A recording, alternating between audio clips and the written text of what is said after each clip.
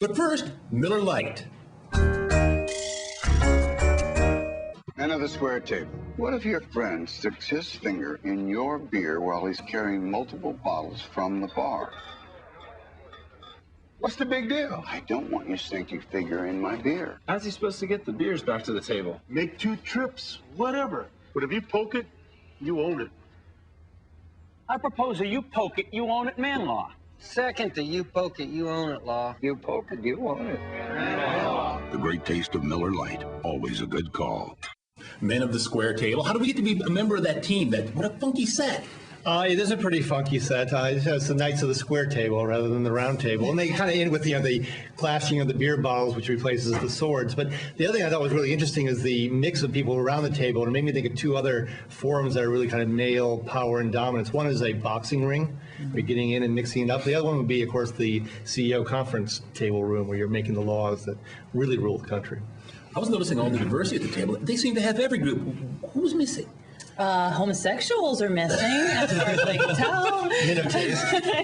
Which, I mean, I counted. There's 10 of them, so that one of them should be homosexual. So I think one of them is closeted, and I haven't yet figured out who that person is. Well, let's just conjecture the whole remaining 5 minutes as to who it might be. Well, for me, that booth really reminds me of the cage that they kept Hannibal Lecter in that museum in Silence of the Lambs. That kind of freaked me out. But I'm glad that Burt Reynolds still got it going on, that he can command such presence. You poke it, you own it. There's got to be a gay guy at the table if someone's saying that. But it's so shocking to me that that's actually, and then the finger goes in and then it comes out. And quite frankly, it feels like it's so disparaging. Like all of the sexual innuendo is like women are disgusting, it's foul, you own it. There's just all of it it's insanity. Well, the thing that the word grosses me out, or the phrase grosses me out, comes to mind, which is really inappropriate. But what bothers me, I suppose, about it is that this mentality, although I've had plenty of adult males find this really humorous, and I have chuckled at some of these ads, it appeals to underaged boys.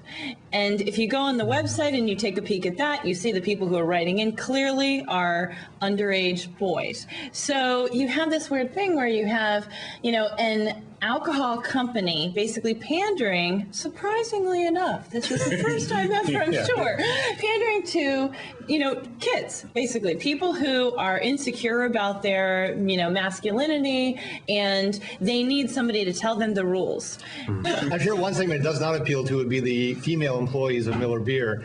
And in fact, they actually sued the company after the Swedish bikini ski team commercials years ago. I don't know how that suit played out, but they can be very happy about, the sexual harassment overtones that this establishes the company. It's a pretty gross double entendre. I'm fascinated with the concept of man laws, because in the past, all laws have been made by men where they regulated everyone else, and here they just kind of truncated its laws by men for men. But regular guys, that's the big thing.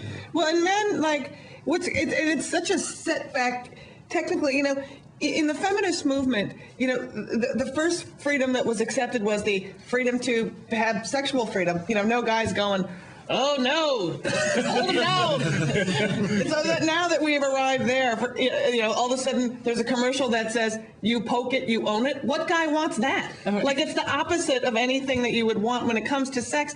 It's just it's backwards thinking, not on top of being offensive. Yeah, well, I've been in the business for 10 years. I have yet to meet a female creative director. Right. And I think that's part of the problem, that you would get commercials like this. And you would say ownership ever. When it comes to any of it, it just seems like crazy.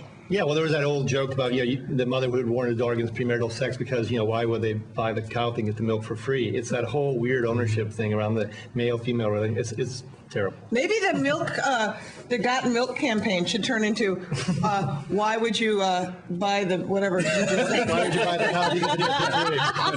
You squeeze it, you own it? Is that what you want? Don't utter another word. Oh, terrible. No. So bad. But in the old days, you had to pay for things. Now you just poke it, you own it. Now you Well, that's sort of, taking charge. Of course, we want to look at this from another perspective, right? What they're arguing is basic hygiene. I don't like the language that they use, but, you're sticking your hand into, what does it say? hole. Stinking finger. Your stinking finger into my beer. Something that somebody's going to be putting into their mouth. So in that respect, I mean, it's a good rule. And how come men don't know this already?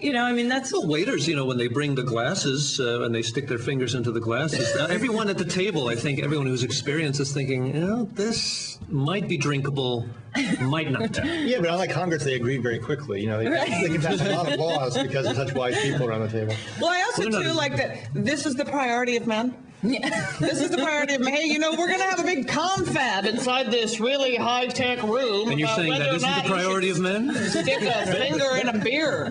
This is honestly about as deep as the conversations go between men. That might be the situation room at the White House.